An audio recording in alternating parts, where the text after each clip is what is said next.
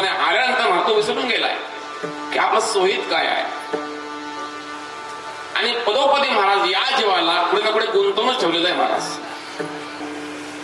आपलं सोयीत कळलं नाही, आपलं सोयीत कशामध्ये आहे हे सुद्धा कळलं नाही. म्हणून अनेक स्वरूपामध्ये महाराज संतांनी आपल्याला जागा करण्याचा प्रयत्न केलाय. उठा जागे वारे आता, स्मरण करा पंढरीनाथा, भावे चरणी ठेवा माथा, चुकवी व्यथा जन्माच्या. आपल्या जीवनाच्या व्यथा जर चुकायच्या असतील महाराज तर खऱ्या अर्थानं आपण त्या भगवंताचं नामस्मरण केलं पाहिजे. तर आपण सोयीत कळलं पाहिजे. आणि ते सोयीत कळण्याकरता महाराज संत मंडळी आहेत. आणि म्हणून ही संत मंडळी या जगाला उपदेश करत असताना तो उपदेश कोणत्या स्वरूपामध्ये करतात याचं वर्णन जगद्गुरु तुकाराम महाराज करतात. येतो हिताचा कळवळा, येतो हिताचा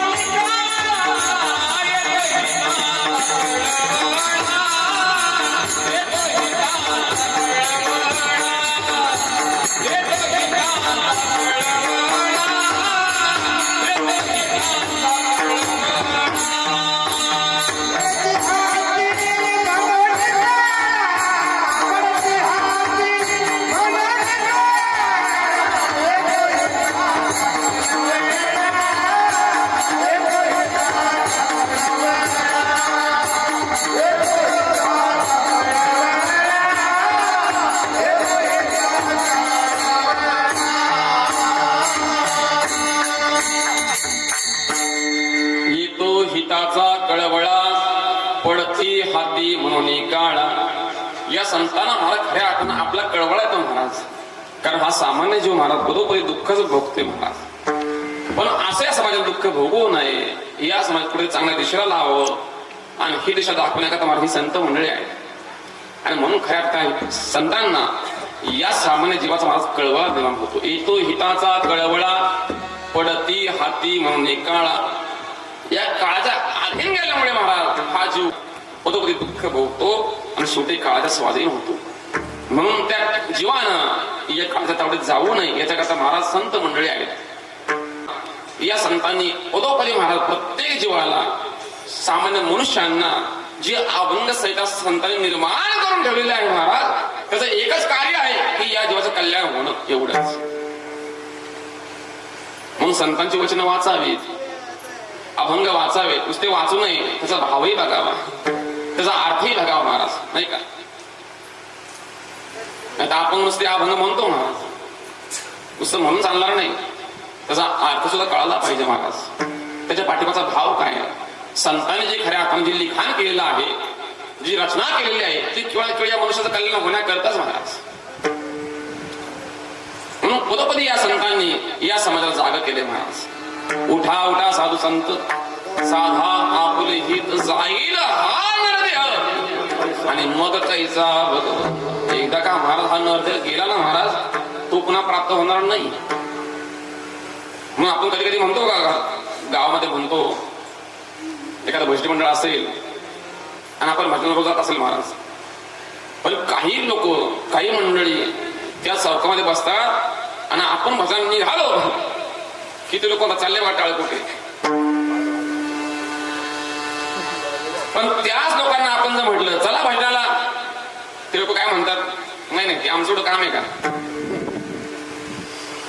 पण एक सांगू, या लोकांना वारंवार आपण जर म्हटलं ना, अहो चला भजनाला, चला चला, ते लोक म्हणतात नाही आज नाही पण उद्या मात्र नक्की येऊ, आज नाही पण उद्या नक्की येऊ. दुसऱ्या वेळा आपण त्यांना विचारलं चला भजनाला, नाही म्हणले जरा काम आहे. कोणतं ना कोणतं कारण सांगून महाराज मनुष्य टाळाटाळ करतात, हो की नाही. मग हे टाळाटाळ करतात महाराज. एवढंच नाही, एखादा मनुष्य जर सरकारी नोकरीमध्ये कामाला असेल महाराज, आणि त्या मनुष्याला आपण म्हणावं चला भजनाला, चला कीर्तनाला, काम आहे, नोकरी आहे, सरकारी नोकरी आहे. एकदा 60 वर्ष झाली, रिटायरमेंट मिळाली की मग आम्ही मोकळे झालो तुमच्यासारखे भजन करायला. कोण म्हणतंय? नको बरोबर. पण एक वाक्य सांग बाबा, 60 वर्ष जरी झालं, रिटायरमेंट जरी मिळाली, पण तरी पण ते भजनाला येणार नाही. गावात पुढे चौकट पांढरे टाकून तिथे बसतील, पण इकडे येणार नाही. कारण या सर्वसामान्य जीवाला आपलं हितच कळत नाही माणूस. मग खऱ्या अर्थानं हित कशामध्ये आहे? तर बोलतो नामस्मरण करण्यामध्ये. हित ते करावे देवाचे चिंतन, हित ते करावे देवाचे चिंतन.